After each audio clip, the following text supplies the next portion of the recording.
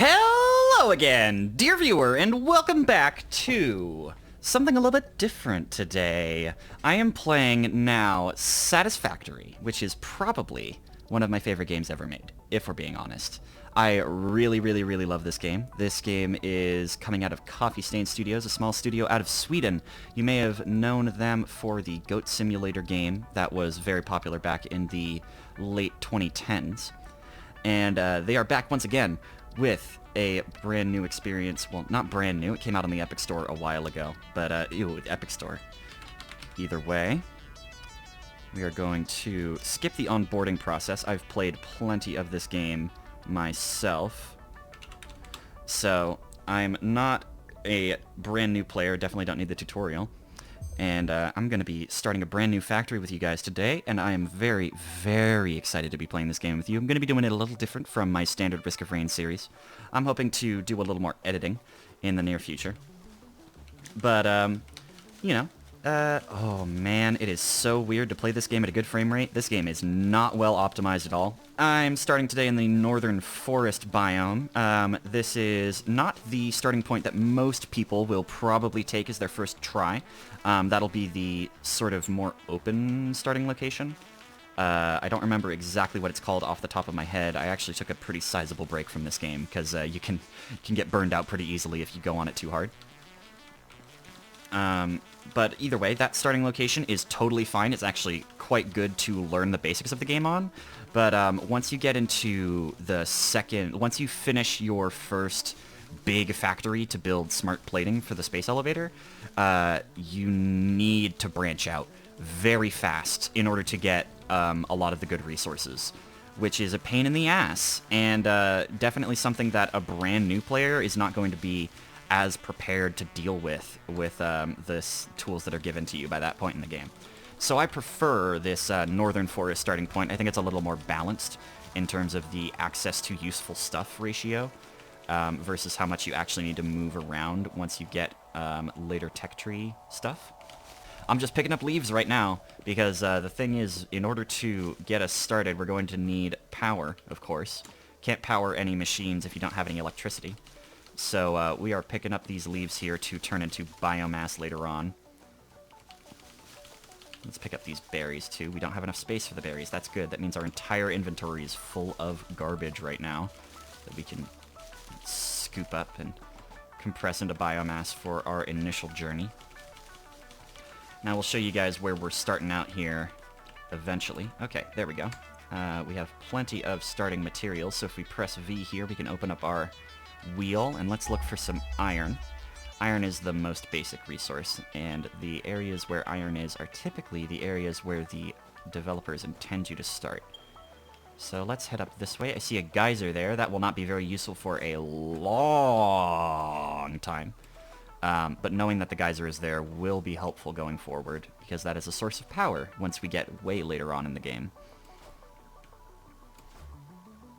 Alright, using this little slide maneuver helps us move faster. Awesome. Perfect. This is exactly where I thought it was. The map is not randomly generated. A lot of maps for survival-style games will be random because of Minecraft. And that's not a bad thing. But this game's map is actually handcrafted by one lady, which is neat. And it means that you can memorize it and know where all of your starting locations potentially end up. So I see here we've got a pure, I think this is pure. Yeah, pure copper node. For those of you who are newer to the game, all of the ore nodes that we can pick up will have 3 different purities. This one here is pure, but there is also a normal and impure variety. Hopefully we can find maybe 1 or 2 around here. Okay, so let's see what the purity is on these. Pure. Pure. Oh, jeez. Okay. So, I think all of these irons are pure. At least enough of them. Oh, wow. Okay, limestone everywhere. And a little bit of water here, too. That's nice. Normal. Okay, there we go. Normal limestone node. I found one. So, let's actually pull up that fancy infographic. When you go to pick up ore in this game, there are 3 different rarities of the nodes. Those would be impure, normal, and pure. those affect the rate that your miners will take ore out of the thing. So our default Mark 1 miner on a normal node will produce 60 ore per minute, which is 1 ore per second. But if we take the same miner and put it on a pure node, it will produce twice as much, 120 items per minute, which is 2 items per second. And that is very important to know, because the amount of ore you have is directly proportional to how many things you can build with that ore. So, alright, we've put down our very first hub here, put down our base. You can see the drop pod thing. Yeah, I think that is actually the drop pod that we can salvage later on. The little drop pod here comes into our hub, and that is what is going to be delivering the materials for our research up to corporate. And you can see here we're unlocking very, very basic stuff, like the ability to put down a floor, the ability to split and merge our conveyors, and the field research and all that. And this is all pretty boring stuff, but it's just stuff to get you going. So I'm going to start this base building milestone, because, oh my god, we absolutely need to have some freaking concrete in our lives. I am not going to build without foundations for, like, basically ever. What I like to do is take the alignment of our little miner here and align it directly on a cardinal direction, so that we know we can face all of our stuff north, south, east, or west, and it'll eventually link up to the grid again. Okay, so we've got 1 iron node. That's all we really need right now. We don't need anything too crazy. Actually, we're going to need 2 iron nodes if I want to be max efficient with this, but we're early on enough that I don't really care. I do want this bacon agaric. That is a health item that we will have to research eventually. We don't have enough space for the limestone. I need to compress these down into these leaves down into biomass eventually, but that's not something I want to do right now. I do want to get this initial infrastructure set up and take you guys sort of through the early parts of this game as someone who's a little more experienced. We definitely want to get our little miner here, and I guess we do want that facing south. Yeah. And then we can have, like, water coming out from here. If we get wet concrete, the refineries can go there, but that's probably not even going to happen at this base, if we're being honest. Well, I'm going to be right back. I'm going to do a little bit of initial work on the base and just kind of get us started, get through the boring part that everyone's going to know already. So I will see you guys after the cut. Alright, we're back. And we got just a little bit going here. I just want to show you guys real quick. This is about as much as we can do without any of the tech that we can get after Tier 0.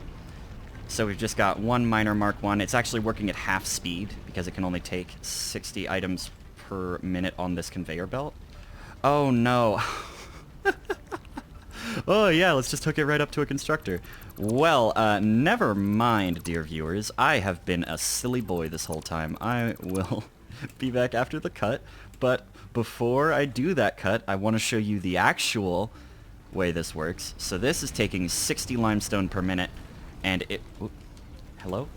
Water? God, this is such a mess. Okay, shoving it into this constructor, and this only takes 45 per minute, but we can't do anything about that right now. And it's making 15 concrete per minute. You can see on the right side there. So we're slightly overloading this constructor, but not in such a way that it's going to back up for... it's not going to back up for a little bit. And we're good to go. So this should be making concrete and iron rods just fine. We can switch this to iron plates after we're done.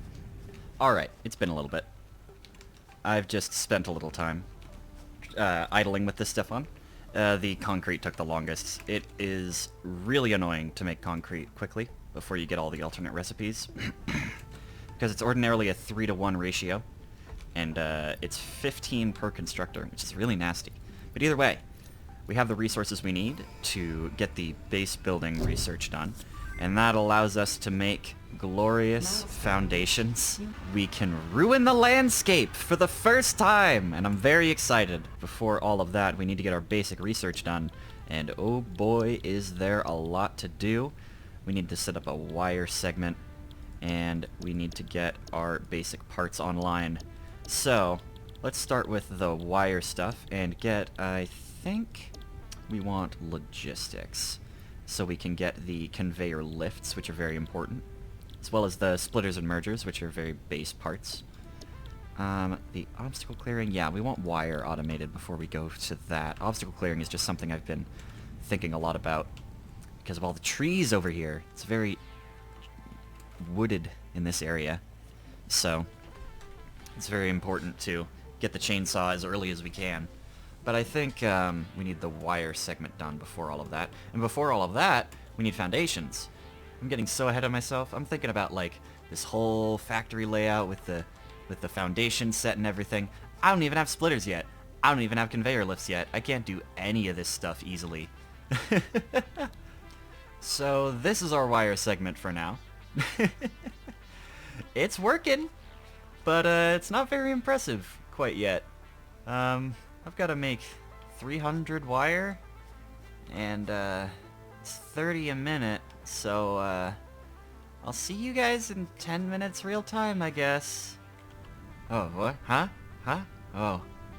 Sorry, I'm still playing the game. I swear, I am. See, I have all these resources. They were all cooking while I was away. So now I get logistics, and I can actually, like, build things for once. Build a factory or something. The obstacle clearing, which would get us the chainsaw and better biomass. Because we're going to be scaling up really quickly, so this extra biomass would be good. And we can use our new splitters and mergers to do the requirements pretty simply. Oh, geez, now it's time to clean up. I mean, there's not a lot to clean up, but there's a lot of concrete in my future. Alright, well... Ooh, that's a power slug!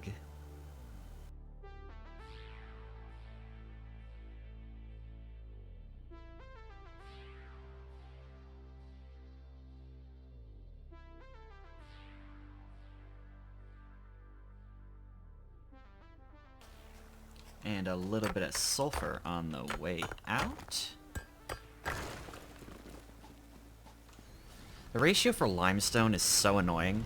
Get 60 per minute and multiples of that from a miner, but every constructor takes 45. So if you go into your quick search menu and you do 60 over 45, that's only 1 1/3, which is super annoying. We don't actually have the research to be able to match that evenly, so we have to split it in half and use only part of the efficiency. It's really stupid.